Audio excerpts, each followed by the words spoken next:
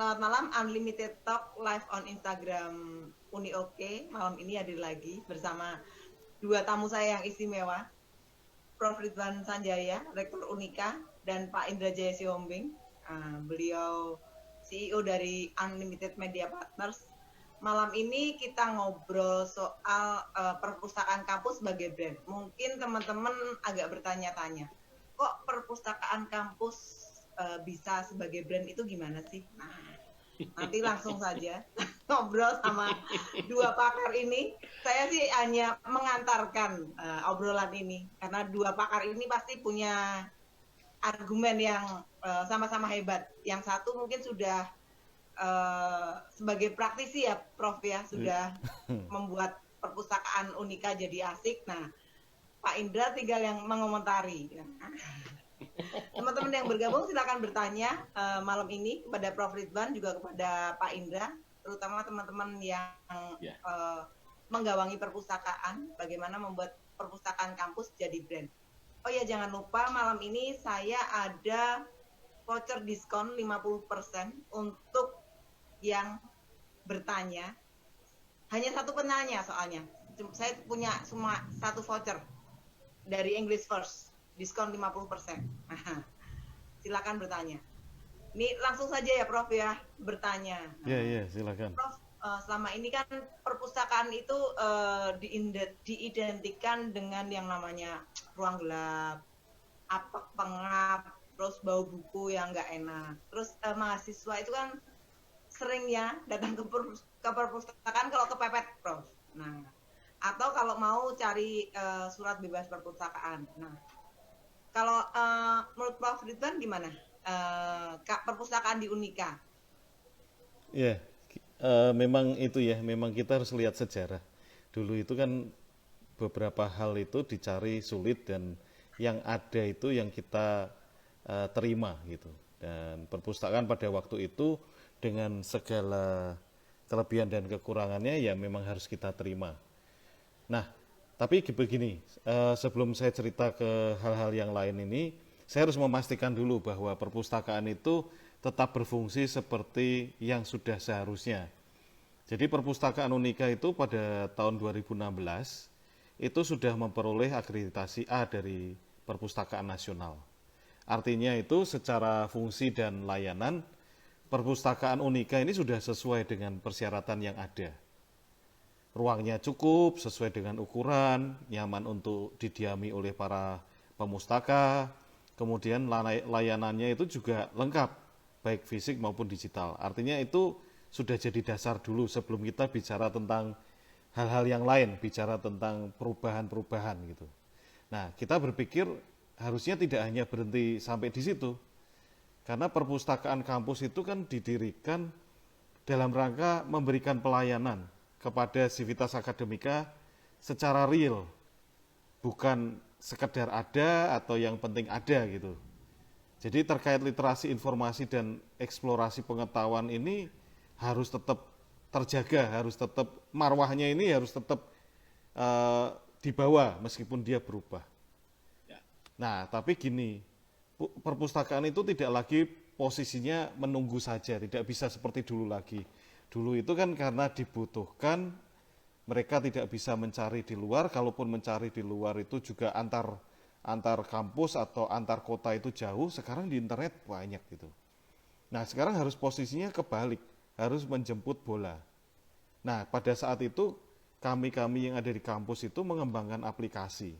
Awal-awal perkembangannya seperti itu, yang bisa memberikan update kepada seluruh mahasiswa kalau ada buku baru, koleksi baru, sehingga mereka dirangsang untuk mendapatkan informasi bahwa ini ada buku baru loh, ayo ke kampus, ayo ke perpustakaan, ini ada sesuatu yang baru yang kita mungkin butuh gitu.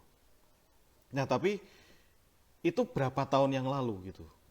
Meskipun inovasi itu dilakukan dalam rangka sesuatu yang positif, tapi kan harus berubah terus. Gap generasi itu harus dikejar. Nah, sekarang ini yang kita lakukan adalah memberikan layanan-layanan yang sesuai dengan generasi yang dilayani saat ini. Jadi muncul, mungkin kalau beberapa dari kita pernah dengar tentang perpustakaan Unika ini, muncul inovasi-inovasi seperti ada virtual asisten Unika atau disebut Vanika, ada hologram library disebut sebagai Holly gitu ya, ada virtual reality library, ini belum ada sebutannya nih, jangan-jangan bisa disebut Varel gitu ya. Karena virtual reality library gitu ya. Kemudian ada augmented reality. Atau jangan sebut Indra, Prof. Ya, tapi belum ada singkatannya jadi Pak Indra ini belum ada ini. Misalkan augmented reality assistant itu jangan-jangan Aries gitu. Nah, ini nggak tahu nih. Nanti tergantung Itu pengelolanya. dia. Ini sekarang Iya, ini iya, juga iya, ada iya. augmented reality bookshelf. Jadi orang datang ke kampus, ke perpustakaan kampus, kemudian mengarahkan HP-nya ke rak-rak buku, kemudian ada informasinya. Ini rak buku tentang apa gitu. Nah, di masa pandemi ini kita ngembangkan peminjaman terintegrasi kurir.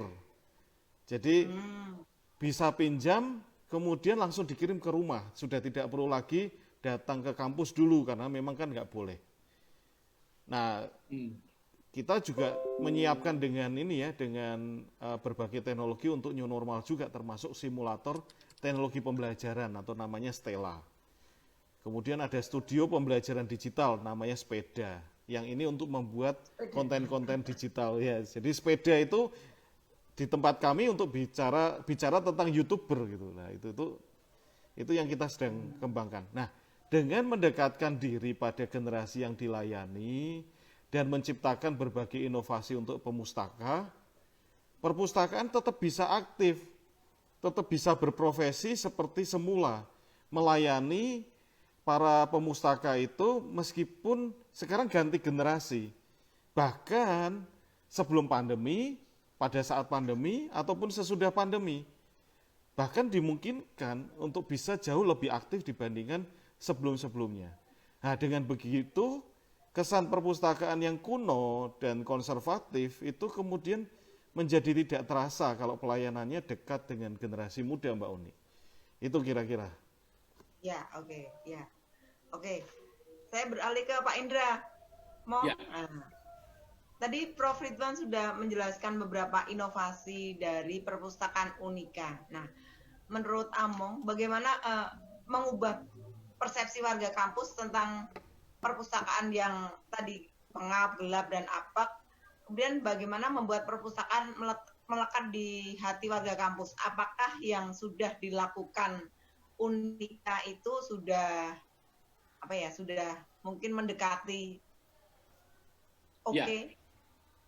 Ya, dari apa yang dipaparkan oleh Pak Ridwan memang terasa sekali ya. Ini kita bicara persepsi. Dari ceritanya saja sebetulnya persepsi kita sudah bisa perlahan-lahan sebetulnya bisa berubah. Karena persepsi itu kan kesimpulan kita, pemahaman kita atau pengetahuan kita terhadap sesuatu berdasarkan apa yang kita dengar, apa yang kita lihat dan rasakan. Saya secara pribadi belum pernah berkunjung ke perpustakaan Unika. Tapi dari apa yang disampaikan Pak Ridwan, dari sensori pendengaran saya bisa membayangkan kecanggihan dari perpustakaan ini.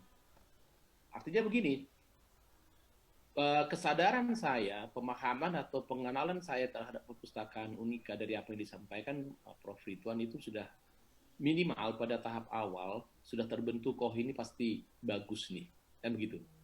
Itu persepsi yang terbentuk sepintas setelah dijelaskan. Karena memang persepsi itu adalah berkaitan dengan apa yang kita rasakan, apa yang kita alami dan apa yang kita dengar. Nah, sebelum saya mendengarkan Prof. Ridwan berbicara, kita pahami dululah mengenai perpustakaan ini. Kita tahu bahwa persepsi kita terhadap perpustakaan yang timbul selama ini memang tidak terlepas dari apa yang kita lihat, apa yang kita rasakan, apa yang kita temukan. Jauh sebelum Prof. Ridwan berbicara tadi misalnya membentuk perpustakaan Unika yang seperti yang sekarang sampai mendapatkan misalnya akreditasi A, tentu yang kebayang memang adalah suasana sepi, gelap, ya, kemudian juga mungkin hospitality-nya tidak terasa. Bahkan dari segi function, bisa jadi memang perpustakaan ini sekedar kumpulan buku yang dikunjungi hanya pada saat diperlukan. Jadi apa yang dipersepsikan mahasiswa atau publik tentang perpustakaan tentu berangkat dari apa yang kita rasakan sendiri, apa yang kita alami sendiri. Tidak banyak perpustakaan yang menurut saya menciptakan experience hal yang hebat, yang membuat kita yang berulang-ulang berkunjung ke sana. Apalagi di kalangan kampus. Mahasiswa hanya berkunjung pada saat tertentu saja, misalnya pada saat mau lulus kuliah. Nah, tetapi memang tindakan mereka yang seperti itu tidak terlepas dari behavior yang terbentuk, yaitu enggan. Kan tindakan kita itu kan dipengaruhi oleh behavior kita. Kalau behavior saya enggan, tentu saya tidak akan ke sana. Nah, kenapa terbentuk behavior ini? Nah, itu tadi itu. Adanya memang suasana, lingkungan, karena kan sebetulnya kan persepsi itu berubah menjadi comprehension, itu kan karena environmental stimuli. Ya, stimuli yang terbentuk seperti itu gimana? Ya, gelap, suram, gitu ya, mejanya kecil-kecil, misalnya gitu ya, bukunya tua-tua, gitu ya. Nah, Petugasnya cicak ya, Bang ya? petugasnya, nah itu kalau di Semarang pasti baik-baik, apalagi di Unika ya Pak ya, si orangnya ramah-ramah, gitu kan. Nah, jadi memang dari apa yang disampaikan oleh Pak Ridwan, sepertinya kita melihat ada perubahan, ya. Persepsi ini mau dirubah, ya. Kita melihat ada yang baru, ada yang diciptakan secara dalam bentuk digital misalnya. Tentu inilah yang membuat persepsi itu akan berubah. Hal-hal baru ini, hal-hal yang menarik inilah yang membuat nanti akan terjadi perubahan persepsi. Komprehensi kita terhadap perpustakaan bisa berubah. Dari sekedar kumpulan buku bisa jadi menjadi, nanti kita bahas, menjadi community hub namanya. Tempat di mana orang-orang cerdas itu berkumpul. Karena apa? Perpustakaan yang sekarang sudah berubah sama sekali, di mana semuanya sudah mungkin mengarah ke digital, dan yang tadinya semua tersedia dalam bentuk teks, mungkin ada buku, ada jurnal, ada musik, dan segala macam, tetap isinya itu, karena fasilitas pokoknya kan itu sebetulnya. Hanya teknisnya, jasanya itu, bagaimana jasa ini di delivery sudah berubah. Nah, artinya saya melihat bahwa Unika sudah melakukan perubahan yang signifikan terhadap perpustakaan kampus. Nah, ini tentu mahasiswa perlahan-lahan akan mengatakan begini, ada yang baru nih di perpustakaan kita, yuk kita lihat. Inilah yang dirasakan mahasiswa. Jadi perubahan-perubahan baik yang dilakukan pengelola kampus secara perlahan-lahan akan membentuk persepsi baru, comprehension yang baru, sehingga tidak ada lagi kesan perpustakaan sebagai tempat yang sepi, bahkan lebih sepi dari kuburan gitu ya. Orang diem, kosong. Bisa gitu untuk mojok loh. Bisa untuk mojok gitu ya. Nah, artinya memang pengalamannya Awang sama Prof Ridwan itu pasti. Jadi kalau misalnya dikatakan bagaimana mengubah persepsi warga kampus terhadap perpustakaan, Unika sudah melakukannya dengan sangat baik. Tentu saya katakan sekali lagi, inilah hebatnya persepsi dari apa yang saya dengar. Kalaulah 70-80% itu bekerja dengan baik ya Prof ya, persepsi yang tadi itu sudah luntur, Uni, sudah berubah. Karena ada perubahan-perubahan yang dilakukan dengan baik. Itu kira-kira. Ya, oke. Ya, teman-teman yang bergabung silakan bertanya. Topik kita malam ini tentang perpustakaan kampus sebagai brand. Ada Prof Ridwan, jadi beliau pelaku. Jadi sudah membawa perpustakaan Unika menjadi salah satu perpustakaan kampus terbaik di Semarang terutama. Di Indonesia lah, jangan di Semarang dong. Indonesia, di Indonesia. Maaf, Prof. Teman-teman yang bertanya juga ada giveaway dari saya, 2 buku jejak langkah Puan dan tadi voucher diskon kursus di English First. Makin banyak Prof, endorsernya ada yang bertanya, Prof? Belum itu? Belum ya, oke. Kita lanjut. Ya. Prof Ridwan, apa sih tujuan Unika membuat inovasi dari perpustakaan tersebut, Prof? Ya, begini. Biasanya kan semuanya pada cuek, perpustakaan ini gitu kan. Iya. Tapi begini, saya pernah dengar cerita tentang itu ya, tentang hiu dan nelayan. Di mana intisarinya itu ketika hiunya itu bergerak gitu ya, itu dia bisa sampai ke daratan, dia bisa dibawa oleh nelayan sampai ke daratan. Biasanya karena dia tidak punya ruang gerak untuk bergerak ya, maka dia kemudian sampai di daratan itu sudah tidak segar lagi. Artinya dengan bergerak itu kita hidup gitu. Kalau dulu kan ada filosofi dengan berpikir itu saya ada gitu. Hmm. Nah sekarang ini dengan bergerak ini saya hidup gitu, kita hidup. Dengan keluar dari zona nyaman itu kita bertahan gitu. Karena kita akan mendapatkan hal-hal baru ketika kita berusaha bertahan di luar zona nyaman. Nah ini inovasi-inovasi yang dilakukan ini sebetulnya bagian dari surviving system yang membuktikan ya kita dapat terus bisa menjalani profesi kita ini meskipun mungkin dulu dan sekarang itu sudah berbeda. Yang kita jalani dulu dan yang kita jalani sekarang itu bisa jadi sama sekali berbeda. Nah, universitas ini yang punya perpustakaan-perpustakaan ini sebetulnya punya peluang gitu. Dan Unika kebetulan juga memanfaatkan peluang ini untuk menjadikan sebagai brand. Jadi melekat pada diri Civitas Akademika ketika melihat perpustakaannya berubah. Jadi ketika biasa-biasa saja kita berarti menghilangkan kesempatan itu. Kita menghilangkan peluang untuk mempunyai brand yang sebetulnya punya kesempatan yang luar biasa. Karena perpustakaan ini fungsinya ini sudah bisa dikatakan dia itu bagian dari jalur-jalur yang ada di tubuh kita. Bagian dari darah kita, bagian dari saluran-saluran yang menghidupi kita.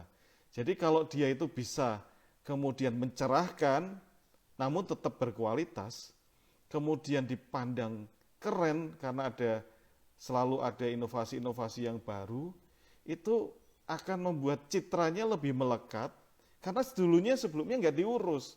Sebelumnya kita menggunakan cara-cara yang biasa. Nah kalau kemudian kita melihat itu bisa dikembangkan secara terus berkelanjutan, maka inovasi-inovasi di dalam perpustakaan itu fungsinya jadi dua. Selain untuk kepentingan pemustaka yang ada di kampus, ya mahasiswa, dosen, tetapi juga bisa sebagai brand yang melekat pada Civitas Akademika. Nah itu kira-kira Mbak Uni. Ya, okay, ini tak cocokkan karena Pak Indra kan ahli brand, makanya saya cocok-cocokkan dengan brand. Ya. Habis Uni menggabungkan ahli teknologi dengan ahli advertising, jadi harus agak berasap ini. Nah, ini harus begitu, mau harus out of the box. Kalau betul semua nggak asik. Betul, Harus digali, dua-duanya harus digali nih. Justru tantangannya di situ. Ya, tadi kan Prof. Ridwan sudah bicara soal brand. Ya. Nah, ini bagaimana perpustakaan itu adalah jasa yang harus terus dikembangkan oleh perguruan tinggi. Nah, apakah mungkin jasa ini berubah atau dipersepsikan menjadi brand? Ya, jadi memang kalau disampaikan oleh Pak Ridwan, Prof, ini bagiannya Pak Indra nih, Prof. Oke. Nah, jadi sebelum gini, kita tahu kan perpustakaan itu kan produk berbentuk jasa, ya. Jadi salah satu produk dari perguruan tinggi, dan dia bentuknya memang jasa. Artinya memang itu adalah diciptakan oleh pengelola perguruan tinggi untuk memenuhi kebutuhan customer-nya. Katakanlah customer ini sekarang mahasiswa. Rasa-rasanya kalau perguruan tinggi tidak memiliki perpustakaan, itu perguruan tinggi yang aneh menurut saya. Karena itu harusnya adalah salah satu produk yang harus disiapkan, produk yang harus disediakan. Karena salah satu kebutuhan mahasiswa adalah mencari referensi, mencari buku, mencari literasi yang berkualitas. Dan harusnya mereka tidak mencari itu di luar. Jadi kalau misalnya kampus mengatakan, oke, Anda harus punya referensi sekian, pas ke perpustakaan, tidak ada yang bisa ditemukan di sana. Hanya mereka pindah ke perpustakaan perguruan tinggi yang lain. Dan itu sering terjadi. Malah perpustakaan perguruan tinggi yang lain yang mereka kenal. Karena memang perpustakaan mereka sendiri nggak lengkap. Nah, jadi sebagai jasa, memang ini diciptakan untuk memenuhi, itu harus digarisbawahi, memenuhi kebutuhan customer. Sebagai produk, barangkali hampir semua perpustakaan sudah memenuhi itu.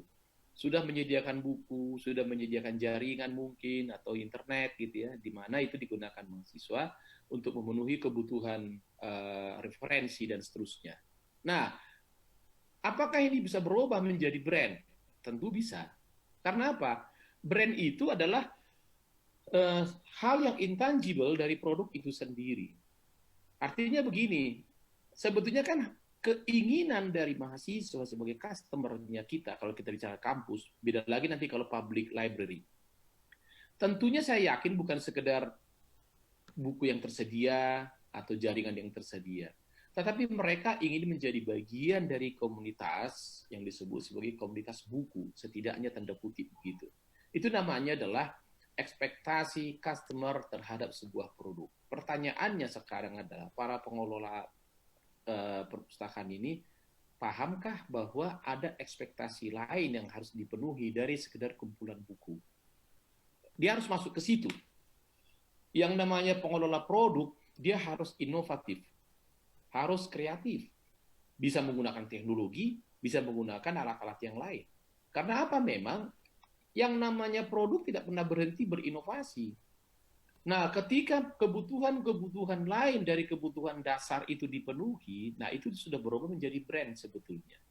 Itu namanya goes beyond the product itself. Maka dari itu dikatakan, janganlah sekedar kumpulan buku atau meja dalam ruangan yang diam dan hening. Gitu. Bukan itu lagi.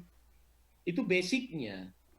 Betul fasilitasnya buku, seperti dikatakan oleh Profesor tadi, masih benar. Buku atau publikasi yang bisa dibaca, didengar, dan ditonton. Tetapi memang mereka, seperti tadi saya katakan, enggan ke sana karena suasananya membosankan. Nah, itu kita lihat. Ekspektasi mereka bukan sekedar datang ke sana, mencari buku, terus keluar, dibawa ke rumah misalnya. Bisa nggak sih tempat itu menjadi tempat yang nyaman buat dia berpikir? Jadi, kalau saya katakan misalnya bahkan ya, perpustakaan menjadi perpanjangan dari ruang kuliah, di mana mereka di situ bisa mengetahui lebih jauh dari apa yang mereka dapatkan di ruang kelas. Bahkan perpustakaan harus bisa mengasah dan meningkatkan kompetensi mereka. Ini aspek vocational sebetulnya ya, yang mereka tidak dapatkan di kelas.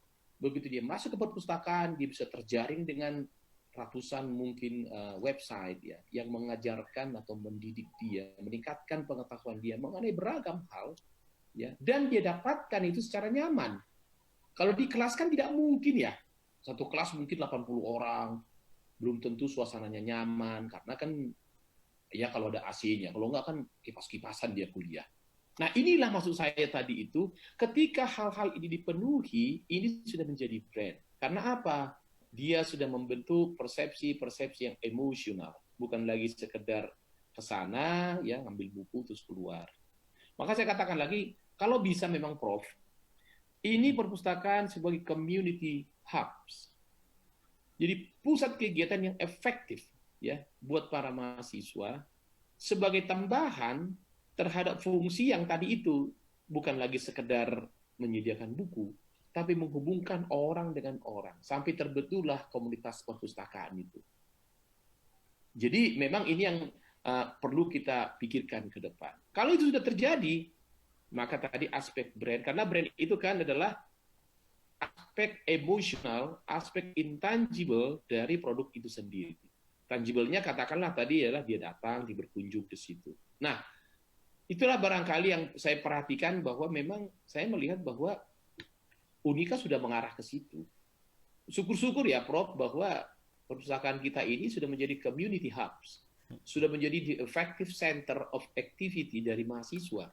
Bukan sekedar dia bisa minjam buku, gitu loh. Tapi mereka merasa perpustakaan menjadi salah satu sarana yang bisa menyelesaikan persoalan studi mereka, persoalan skill mereka. Bahkan tadi secara vocational, mereka terbantu di perpustakaan itu. Itu sebetulnya unik, kalau kita mau bicara soal brand. Ya. Nah, terakhir, ketika orang membicarakan apa bedanya perpustakaan Unika dengan yang lain, bukan lagi sekedar jumlah bukunya yang dikatakan, bukan lagi soal teknologinya yang disampaikan, tapi manfaatnya. Dia merasakan secara emosional. Sehingga yang kita minggu yang lalu katakan, dia merasa nggak rugi membayar berapapun uang kuliah di Unika. Jadi dinaikkan saja Prof, pasti mereka kan Prof Ridwan, karena operator, mohon maaf, Prof Ridwan karena operator ada di Prof Ridwan, mungkin request bisa disetujui mungkin. Tapi sebenarnya nggak perlu request kalau mau nonton. Itu kok ada permintaan request ya. Ya, pada prinsipnya sih saya nggak pegang itu, nggak pegang akunnya Mbak Uni, jadi kan nggak bisa nge-proof. Tapi benar tadi kata Mbak Uni, kalau mau tanya silakan diketik saja, tapi kalau nonton sepertinya tidak perlu Tidak, harus kalau bergabung. tanya silakan diketik saja seperti biasa live IG. Jadi diketik aja. Jadi kalau permintaan itu biasanya yang mau bergabung atau ngobrol dengan saya. Jadi Mas Doni silahkan ketik saja pertanyaannya. Ada giveaway. Bertanya ke Pak Giveaway. dan Pak Indra. Iya, iya. Jadi Prof tadi sebelum ke pertanyaan selanjutnya, ini mungkin Prof Ridwan dan Pak Indra. Ini kan generasi sekarang itu kan berbeda mungkin dengan zaman dulu. Saya itu mungkin buku masih melekat ya, tapi sekarang anak-anak sekarang itu kan lebih ke audiovisual ya Prof dan Pak Indra. Nah, bagaimana ini Prof Unika mensiasati ini dan bagaimana menurut Pak Indra kondisi ini? Ya, kalau audiovisual memang sudah cukup lama ya. Jadi layanan perpustakaan dulu waktu ada kaset-kaset yang video VHS itu ya Betamax itu juga sudah disiapkan oleh perpustakaan memang. Jadi ada kemudian berkembang jadi CD, kemudian berkembang jadi DVD.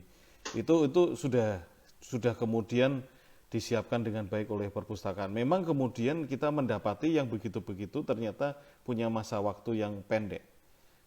Yang tetap everlasting itu ya buku. Nah, tapi kita kemudian juga mengembangkan yang lain dalam bentuk rekaman-rekaman yang kemudian kita kembangkan sendiri atau disebut sebagai konten lokal. Jadi nantinya sekarang ada YouTube ya. Ya nantinya itu ketika jadi bentuk video, maka kemudian bisa ditayangkan di YouTube dan kemudian kita tinggal menghubungkannya dengan platform-platform yang ada. Jadi ya ada sejak zaman dulu, tapi sekarang ini sudah berganti, sudah beralih ke YouTube, ke video-video yang disimpan di YouTube. Gitu Mbak Uni. Kalau Among? Ya sebetulnya kalau dikatakan berubah ke audiovisual sih, itu kan karena perkembangan teknologinya ya memang tersedia, availability-nya. Tetapi maksud saya tidak akan meninggalkan buku sebetulnya dalam bentuk paper ya, atau kalaupun buku dalam bentuk digital, ya tidak sebetulnya, karena beda ya. Teks dengan audiovisual itu somehow ada juga secara psikologi orang lebih senang membaca. Jadi sebetulnya kalau anak-anak muda sekarang berpindah ke audiovisual itu kan nggak dibiasain sebetulnya. Kalau dibiasakan dari kecil mereka membaca, mereka akan suka membaca. Kalau di kita kan anak-anak didudukkan di depan televisi, disuapin makanan. Dari kecil sudah begitu sih. Duduk, diputar dangdut, diputar Shinchan, diputar Doraemon. Ya dari mulai dia bisa buka mata udah begitu. Jadi gimana coba? Kalau orang luar masih dibacain cerita sebelum tidur, ya kan? Jadi memang itu karena kebiasaan Uni, bukan karena memang jadi begitu, bukan. Jadi jangan, apakah karena kita dulu memang tidak ada audiovisual sehingga kita suka membaca buku? Bukan, karena kita dibiasakan. Kalau saya sih mengatakan reading text dibiasakan aja, untuk anak-anak dibiasakan. Karena membaca novel itu dalam bentuk teks paper itu lebih nyaman sebetulnya, ya. Lagi fiksi misalnya. Karena apa? Bisa merasakan. Ketika kita membaca, ada tekanan, ada frasa di situ, itu berbeda. Persoalan sekali lagi, ya nggak dibiasain. Itu sama aja dengan membaca kitab suci, emang nggak dibiasain, ya nggak akan dibaca. Hanya kerjanya dengar-dengar aja tiap hari, kan? Sebetulnya itu unik. Kalau saya sih, sangat tidak inilah ya. Kalau mahasiswa bilang, wah kami nggak terbiasa. Nah kan jawabannya nggak terbiasa kan sebetulnya. Coba dibiasain.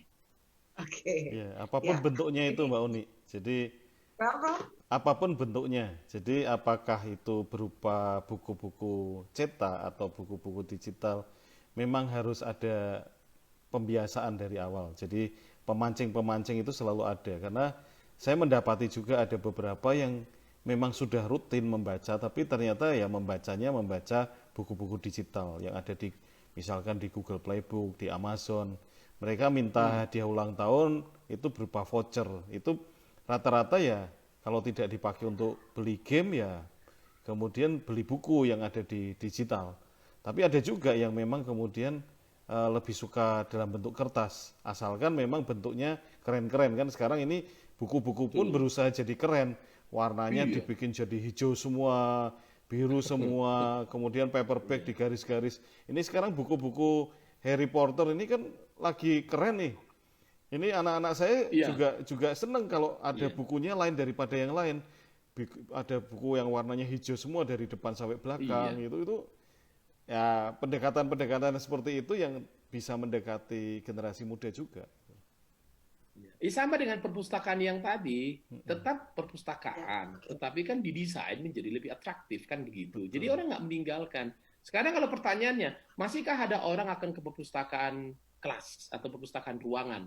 Jangan-jangan ke digital library. Saya bilang enggak, beda. Itu beda lah. Tidak, ya. Begini saja nih kita ngobrol nih, berbeda lah kalau saya tatap muka langsung dengan Prof. Ridwan, rasanya lebih akrab daripada begini. Saya kelihatan sih wajahnya, tapi kok ya jauh gitu loh ya. Ini tetap jauh loh, Uni, biarpun Ya. seolah-olah kita Dan setting. bisa itu ya, Mong ya, sambil minum wedang uwoh ya, Mong ya. Nah itu, faktor-faktor kita katakan Prof. Ridwan dari estetika itu masih masih ini loh, dominan loh dalam buku ya.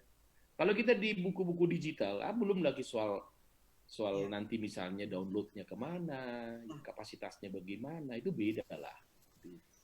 Begitu Iya. nih. Ya, oke. Ya, ini mungkin pertanyaan selanjutnya. Ya. Jauh mana sih untuk Prof. Ridwan, jauh mana inovasi yang dilakukan Unika itu bisa mengubah persepsi warga kampus? Kemudian apakah mereka lantas berbondong-bondong gitu, Prof? Wes, ini Kemudian itu ya. bangga, wah perpustakaan kampus keren ini ya. Nah, Uni jangan begitu dong. Kalau ternyata nggak berbondong-bondong, terus gimana? Iya, kan repot nanti mempertanggungjawabkan. Ih. Tetapi begini Mbak Uni, kalau dari sisi kuantitas sih kita bisa membuktikan ya. Tapi saya cerita dulu nih. Dulu itu ketika saya diminta untuk mengembangkan perpustakaan itu dengan Pak Rektor yang sebelumnya, saya waktu itu Wakil Rektor 1, kemudian bersama dengan Kepala Perpustakaan. Sebelumnya Pak Budi ya, Prof Ya, ya. Prof Budi, betul. Prof Budi itu bos saya pada waktu itu.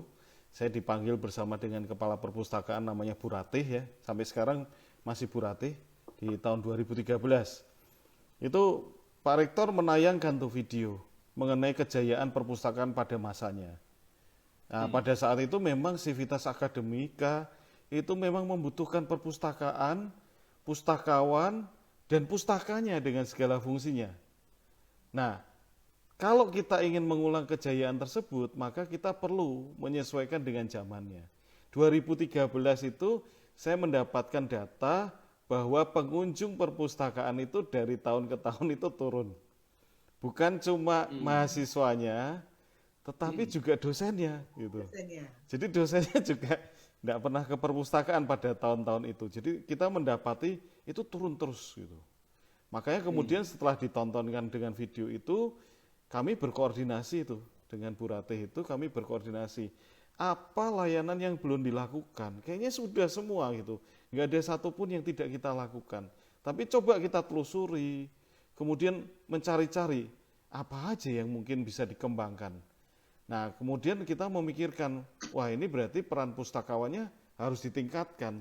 Peran pustakawannya tidak hanya ngurusi buku saja, tetapi mereka kan juga punya knowledge tentang pustaka gitu. Tentang bagaimana menulis yang baik, bagaimana mengutip yang baik, bagaimana menghindari plagiasi, di mana belum tentu dikuasai oleh orang lain gitu.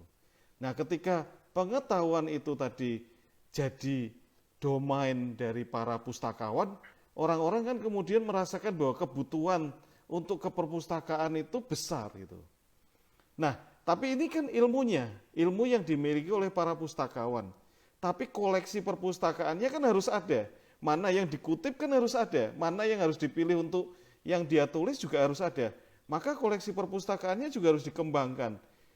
Bukan hanya buku-buku yang cetak, tapi juga kita kemudian order juga berlangganan dengan yang berbagai hal yang berbau digital. Kemudian kita juga berpikir, apa mungkin pemustaka itu diajak untuk mendapatkan pengalaman baru ketika datang ke perpustakaan. Jadi kalau dia datang ke perpustakaan itu, perpustakaan yang sekarang tidak sama lagi dengan perpustakaan yang dulu gitu. Kemudian dia mendapatkan perbedaan antara tidak berkunjung ke perpustakaan dengan berkunjung ke perpustakaan. Nah, kalau pengalaman baru itu kemudian berhasil didapatkan oleh para pemustaka, kita yakin maka akan ada kemungkinan dia akan kembali ke yang kedua atau yang ketiga atau bahkan mengajak teman-temannya. Karena ada sesuatu yang baru yang dia rasakan merubah sehingga teman-temannya juga kemudian diajak gitu.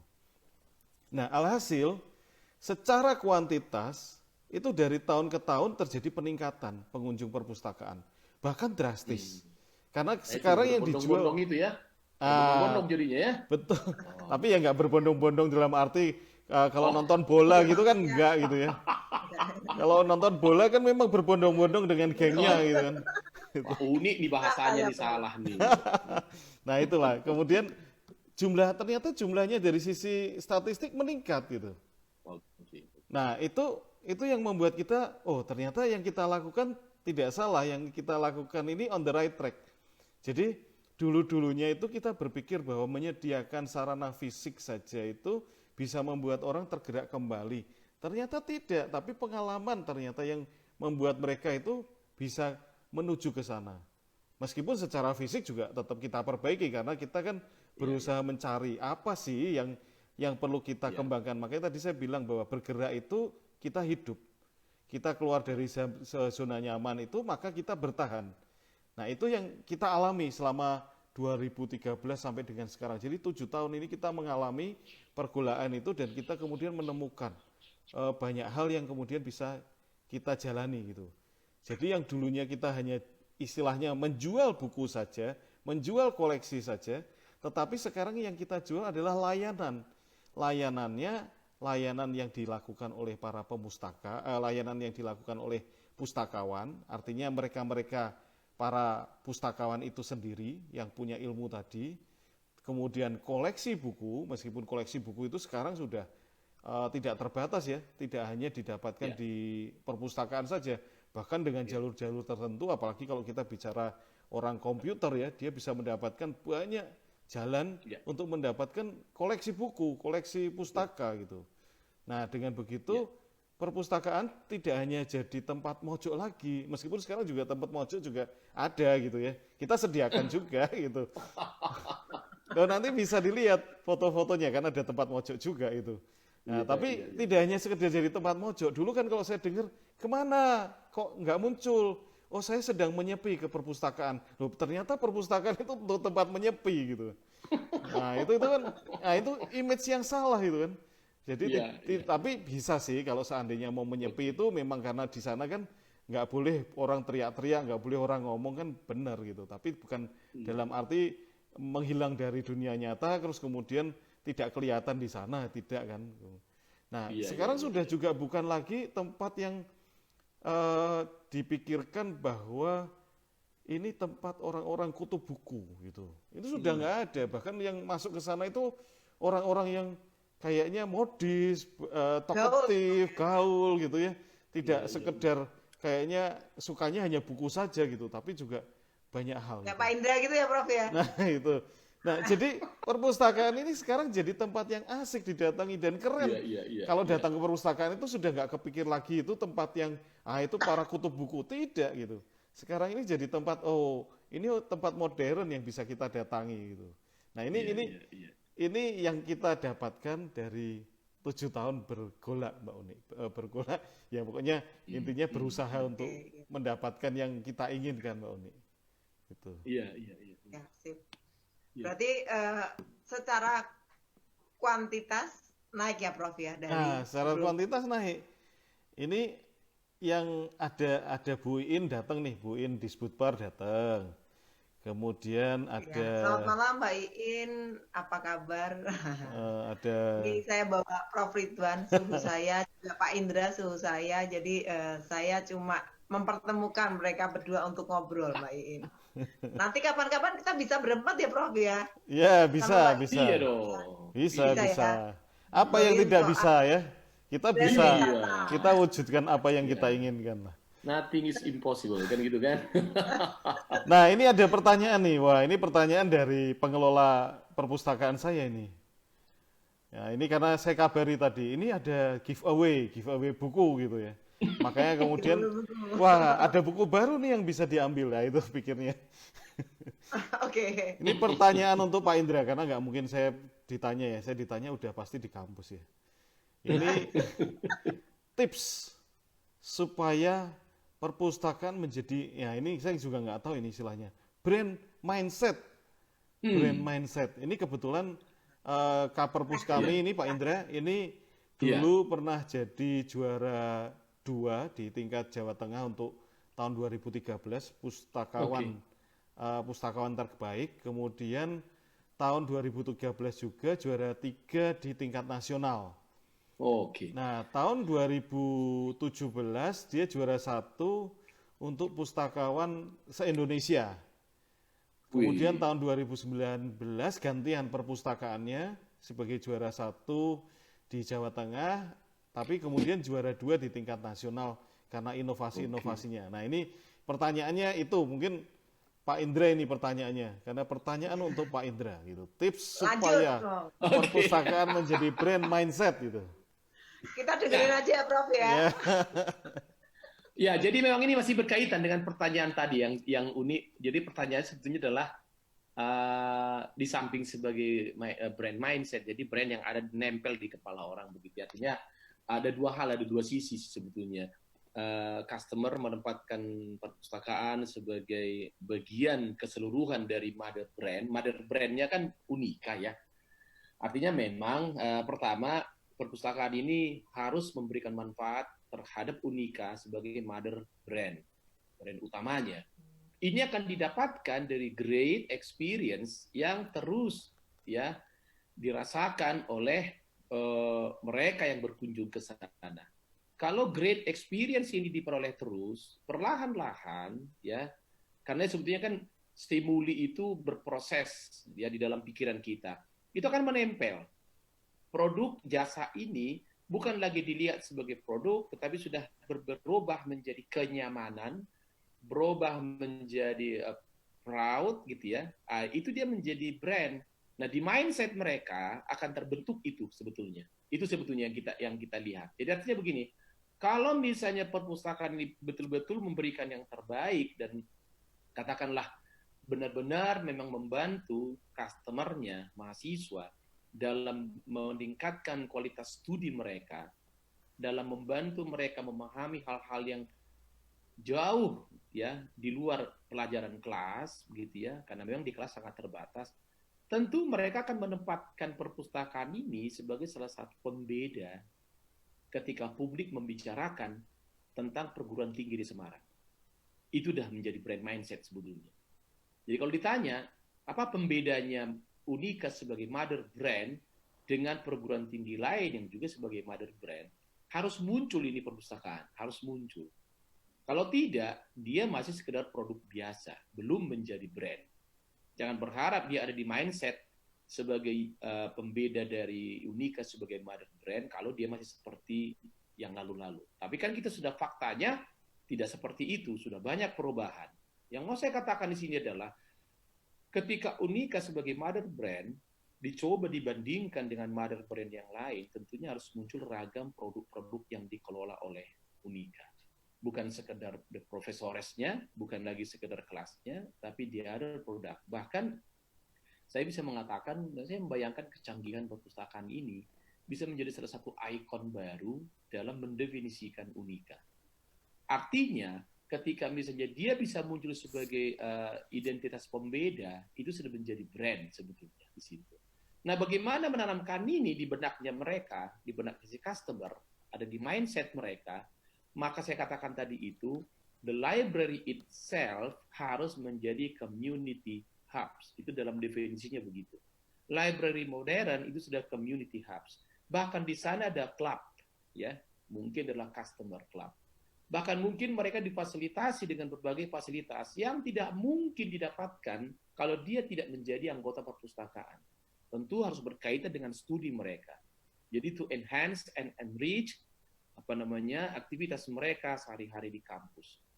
Dan juga memang library ini harus bisa menghubungkan antar anggota ini sehingga terjadilah yang namanya diskusi, terjadilah mungkin yang namanya pertukaran informasi tingkat tinggi bahkan gitu ya, bahkan misalnya mereka bisa mengakses jurnal, dipresentasikan secara terbuka di hadapan teman-temannya. Kalau sudah begini maka library menjadi salah satu alat yang meningkatkan nilai-nilai akademik, bahkan suasana atau academic environmental yang ada di sekitar mereka. Jadi tidak ada lagi mahasiswa misalnya habis kuliah langsung pulang misalnya, tanpa katakanlah mungkin proporsi tertentu, harus belok dulu ke yang tadi kemarin saya katakan ke Prof, namanya apa sih perpustakaan kita ini kan? Saya mau ke ruang itu dulu, itu udah perpustakaan tuh. That's a brand mindset. Mungkin sekarang masih disebut saya mau ke perpus dulu, tapi lama-lama barangkali disebut saya mau ke galaksi misalnya, Thomas Bima, Aquinas gitu ya.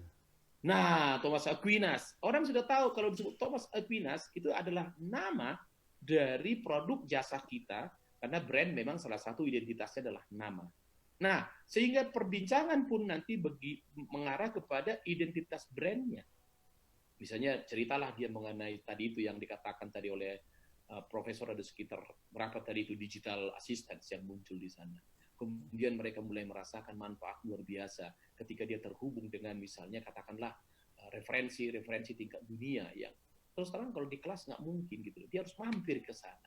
Sehingga pada saat dia keluar dari kampus, dia bukan sekedar mahasiswa biasa, tapi memang mahasiswa yang ditempa baik di ruang kelas maupun di perpustakaan yang hebat ini. That's brand mindset sebetulnya. Silakan Uni. Ya, oke.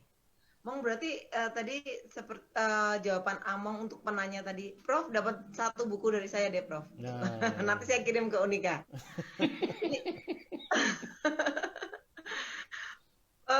Jadi jawabannya Among itu mungkin apakah mewakili, sebenarnya saya mau tanya Mong, jika perpustakaan sudah memiliki nilai sebagai brand, apa saja manfaat untuk perguruan tinggi sebagai pengelola perpustakaan? Ya tadi itu, dia menjadi salah satu pembeda, pembeda dari Unika sebagai mother brand dengan pesaing-pesaingnya yang juga mother brand juga. Kalau sekarang kan orang mengatakan apa sih hebatnya perguruan tinggi X dengan Y, kayaknya jarang dia mendengar perpustakaannya gitu loh. Salah satu, jarang gitu loh. Terhadap mother brand-nya, dia memberikan sumbangan yang besar dan bahkan itu luar biasa. Yang selama ini dilihat, dipersepsikan sebagai tempat yang sepi, ya hanya dikunjungi sesekali, sekarang bisa menjadi namanya different identity dari mother brand ini, itu luar biasa loh, ya kan? Karena dalam konteks brand yang kita cari kan pembeda, dia menjadi brand ketika ada unsur pembeda dengan produk yang lain, dengan penyedia jasa pendidikan yang lain. Nah, sudah bisakah perpustakaan ini sebagai pembeda? Nah, ini harus kita cek di lapangan. Boleh kita tanya kepada mahasiswanya. Sesama mahasiswa ini kan juga diskusi di dunia maya dengan mahasiswa lain dari tempat lain. Perpustakaan lu gimana? Misalnya kalau orang di Jakarta bilang, perpustakaan gua mah biasa-biasa aja, nggak ada apa-apanya. Perpustakaan gua keren. Nah, itu kan sudah menjadi brand sebetulnya di situ itu. Nah, kalau kita bicara lebih jauh lagi nanti brand sense, itu bisa muncul sebetulnya. Karena di situ adalah apa yang mereka lihat, apa yang mereka dengar, dan apa yang mereka rasakan. Itu kalau dia sangat spektakuler, itu sudah menjadi manfaat yang besar buat Unika. Jadi suatu saat mungkin dalam presentasi Unika terhadap para potensial customer, perpustakaan ini sudah muncul sebagai salah satu big difference dibandingkan dengan mother brand yang lain yang ada di Semarang. Itu sebetulnya. Ya, oke. Kok waktu seperti ya? Iya. Dan Prof Ridwan hampir 1 jam. Cuma masih ada pertanyaan untuk Prof Ridwan dan Pak Indra. Satu pertanyaan lagi. Kalau Prof Ridwan, Prof, apa rencana pengembangan selanjutnya inovasi dari Unika terkait dengan mutu pelayanan perpustakaan Unika ini, Prof? Ya. Jadi memang 7 tahun itu sebetulnya kita juga sudah berbuat banyak. Hanya saja memang masih banyak ruang untuk berkembang dan memperbaiki. Memang kalau kita runut dari cerita-cerita yang kita alami selama 7 tahun itu tuh seringkali kita terkaget-kaget menemukan banyak hal yang sudah dikembangkan, tapi dengan sedikit dimodifikasi gitu ya, itu ternyata jadi sesuatu yang membantu Civitas Akademika mendapatkan layanan perpustakaan yang lebih maksimal. Sebagai contoh ini buku fisik yang sampai saat ini masih disukai tadi seperti yang Pak Indra bilang ya. Jadi meskipun generasi muda seperti ini ternyata buku fisik masih dominan. Mereka masih tetap cari gitu. Yeah. Kalau masa pandemi ini kan nggak mungkin ya mereka datang ke perpustakaan karena kita tutup gitu. Dan mereka juga banyak yang mungkin juga nggak boleh pergi gitu oleh orang tuanya. Tapi masa pandemi ini kan tetap butuh. Nah, kebutuhan itu dulunya itu dititipkan di pos satpam. Banyak pengelola perpustakaan juga melakukan hal yang sama. Jadi buku kalau sudah dipesan oleh mahasiswa kemudian ditaruh di pos satpam untuk diambil. Nah, begitu mengembalikan juga sama, nanti dikembalikan. Tapi di situ ada satu ruang ya, ada satu ruang kemungkinan hilang atau kemungkinan tidak sampai atau kemungkinan ada miss di situ. Nah, dalam waktu dekat ini perpustakaan Unika Sugio Pranoto ini sudah hampir jadi ini ada mesin untuk drop buku gitu ya. Drop buku. Jadi mahasiswa itu kalau yang mengembalikan dia sih ada sistem peminjaman ya dari e-katalog itu, kemudian bisa dikirim lewat GoSend bisa, atau Grab gitu bisa. Tapi ngembalikannya itu kan tetap harus lewat satpam, itu karena GoSend dan Grab itu juga nggak boleh masuk ke kampus pada saat ini gitu. Nah di situ akan ada mesin untuk drop buku, di mana dia juga akan mengkalkulasi secara real time bahwa bukunya sudah tidak dipinjam lagi atau bukunya sudah sampai. Jadi tidak hanya sekedar titip dan kemudian ada jeda waktu untuk pencatatan, tapi secara real time buku itu dicatat kalau sudah dikembalikan. Nah dengan begitu nantinya juga ketika mereka meminjam itu juga tidak lagi titip di satpam, tapi benar-benar dari kotak itu maka keluar buku gitu sesuai dengan pemesanan dia gitu. Ada yang menangani pengambilan buku secara langsung gitu ya, sehingga tidak ada lagi miss yang mungkin tercipta. Ini saya rasa fungsi mesin ini akan tetap dibutuhkan meskipun masa pandemi ini nanti lewat. Jadi tapi ya tadi kita kemudian melihat revolusi industri 4.0 ya. Berarti ada kemungkinan-kemungkinan yang akan tergantikan oleh mesin-mesin seperti ini gitu. Nah, saat ini kami juga sedang mengembangkan gamifikasi. Gamifikasi yang terkait dengan peminjaman buku, kemudian digabungkan dengan mengembalikan bukunya secara on time gitu ya, nggak boleh telat itu ada nilainya sendiri-sendiri. Nah itu di poin, kemudian diberikan satu rumus dan dia kemudian dipampangkan di papan skor. Siapa yang menjadi pustakawan teladan di semester ini. Nah kita juga sudah menyediakan seperti Mbak Uni tadi, giveaway itu kita udah siapkan. Gitu. Jadi misalkan 10 pustakawan idola gitu ya, atau 10 pustakawan terbaik gitu dalam semester ini itu diberikan giveaway buku apa atau diberikan souvenir apa. Itu kami sudah siapkan dan ini sedang dikembangkan untuk realnya aja. Jadi nanti akan ada namanya gamifikasi ya, dibuat serasa jadi game, membuat perpustakaan itu jadi nyaman, jadi seperti main game. Pinjam buku itu sudah tidak lagi seperti kayak tugas, tapi ini game peminjaman buku, di mana dia sebagai aktornya, sebagai pemain gamenya, dan aktivitasnya dia, tindakannya dia, itu tindakan-tindakan yang dinilai seperti layaknya game. Nah ini, kalau ini Mbak Uni nanti datang ke Unika lagi di masa sesudah pandemi, ya sudah bulan Januari kira-kira itu mungkin sudah lihat semuanya tadi. Itu Mbak Uni. Sudah pandemi dan menjadi dosen di sana ya, Prof ya? Ah, nah, ini sudah jadi brand Pak Indra. Iya, Di- iya, iya. Iya, oke. Oke, Prof. Beralih ke Among. Mong, apakah masih ada elemen dari brand yang bisa Masih ada, dikembangkan? masih ada waktunya. Masih. Oke. Apakah masih Jadi, ya, ada elemen brand yang ya saya bisa tertarik dikembangkan? tadi. Saya tertarik dengan tadi. Heeh. Mungkin suatu saat perlu kali juga saya diskusi dengan teman-teman perpustakaan di Unika soal brand mindset tadi itu. Karena elemen yang mau kita kembangkan itu masih banyak elemen yang bisa dikembangkan untuk membuat ini menjadi brand mindset. Brand mindset itu kan brand yang memang tidak tergoyahkan ya dari benak orang. Dia pelopor lah, leading sih biasanya. Paksa Pak Jadi Indra mungkin, Semarang, Prof. nah, misalnya salah satu misalnya Starbucks lah, itu sudah brand mindset ya. Ya, rasa-rasanya Starbucks lah yang mengubah banyak hal soal tempat ngopi jadi tempat diskusi ya. Nah, saya berharap memang perpustakaan ini menjadi brand mindset. Tapi itu prosesnya panjang ya. Ada beberapa hal yang harus kita kerjakan di situ. Salah satu saya katakan tadi adalah dua hal saja, mungkin karena waktu kita pendek. Menciptakan community hubs dan juga mungkin membangun hospitality yang berorientasi kepada kepuasan yang semakin besar. Tentunya ujungnya nanti adalah ada pengakuan yang hebat bahwa memang perpustakaan ini membantu saya menjadi lebih pintar, membantu saya menyelesaikan studi saya lebih cepat, membantu saya terhubung dengan dunia luar, dan lain-lain. Nah, ketika itu terjadi, maka ini menjadi brand pelopor sebetulnya. Perpustakaan ini menjadi brand pelopor. Saya berharap memang akan ada identitas-identitas yang bisa kita merchandise di sini, bahkan bisa kita promosikan. Ya, tentu memang untuk menjadi brand yang hebat ada prosesnya, ada brand awareness, ada brand interest, loyalty, sampai kepada mungkin nanti ada yang namanya total adoption di situ. Dan tentunya karena customer-nya akan keluar sesudah 4 tahun, ini ditinggalkan menjadi cerita yang menarik buat yang seterusnya. Itu sebetulnya elemennya itu ya bagaimana kita menciptakan tadi itu. Ini elemen-elemen yang berkaitan dengan relationship, elemen yang berkaitan dengan hospitality, ya. Karena memang seperti katakan, ini bukan sekedar kumpulan buku. Ini ada kumpulan orang-orang yang hebat gitu loh.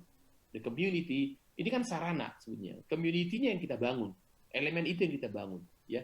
Jadi tentu nanti dengan bentuk teknologi, ruangan mungkin tetap segitu, tidak perlu diperbesar karena memang tidak perlu menampung buku-buku yang semakin banyak karena sudah dipindahkan ke server yang sifatnya digital misalnya. Tapi suasananya dibangun semakin lama semakin menarik, semakin nyaman, ya. Comfortability semakin hebat gitu loh. Sehingga mindset orang terbentuk menjadi sangat positif. Dengan lahirnya terbentuklah yang namanya brand mindset. Itu sebetulnya tujuannya. Ya, secara teknis kan elemen itu banyak lah unik yang bisa dibangun. Tapi kalau kita sekarang waktunya kan sejam, jadi nggak cukup kita bahas, gitu kan? Nah, nantilah kalau Prof ada waktu kita, ya, kan kita masih ada sekali sebulan unik. Nanti kita masih terus ini kan? Nah, gitu kira-kira. Oke, masih. Iya. Ya, aduh. Prof dan Pak Indra, ini waktu sudah jam 8. Nah, nanti takut rekamannya hilang. Direkam kan ya, Prof ya? Nanti teman-teman bisa lihat lagi di IGTV kita. Nanti kita menjadwalkan ngobrol sama Prof Ridwan sebulan sekali. Mungkin sebelum mengakhiri perbincangan, ada satu statement dari Prof Ridwan dan satu statement dari Pak Indra. Ya, kalau saya tadi mengulang tadi aja Mbak Uni. Saya mengulang tadi. Jadi kalau kita bergerak kita hidup. Kalau kita keluar dari zona nyaman kita bertahan. Jadi itu dijalani saja. Pak Indra, silakan. Ya, jadi untuk mengubah ini menjadi brand, artinya bukan sekedar produk. Brand itu kan kaitannya adalah dengan emosional, persepsi, kemudian juga pengakuan terhadap kualitas produk, gitu ya. Bahkan mereferensikan, bahkan mungkin memviralkan ini dalam bentuk teks atau mungkin statement ke pihak luar betapa hebatnya di produk atau jasa ini. Maka perlu memang kesungguhan dari pengelolanya untuk tidak sekedar menjalankan ini sebagai produk biasa. Itu tadi itu. Mungkin perlu bergeser sedikit pemahamannya untuk mengelola dan katakanlah memperhatikan komunitasnya lebih banyak. Teknologi sudah ada, tinggal bagaimana mengelola komunitas kita ini lebih extended. Kira-kira begitulah mungkin yang bisa kita lakukan. Ya. Aduh. Semoga Instagram segera merealisasi live-nya 4 jam ya, Pak. Kita bisa nyambung karena cuma 1 jam kayaknya cuma kalau makan itu Iya. jadi masih menu pembuka.